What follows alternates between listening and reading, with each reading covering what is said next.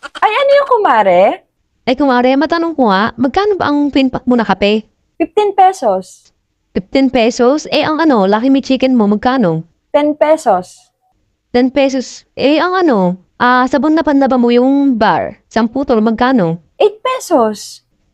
8 pesos. Eh, di ibig sabihin pala, Mare, kulang pala ang mo. Sukli mo sa anak ko kanina. Ha? Paano naging kulang, kumare? Eh, 150 lang pala ang total. Eh, bakit 20 yung sinukli mo sa kanya? Naku, kumare. 50 pesos ang binigay ko sa kanya kasi nga 150 nga yung bill mo sa akin kanina. Eh, bakit 20? Ay, naku, kumare. Alam ko na yan.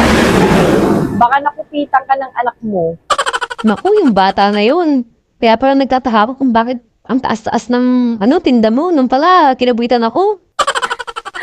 Pasaway talaga yung anak mo, kumare. O sige, kumare. Dabot sa akin yung bata na yun mamaya. O sige, kumare.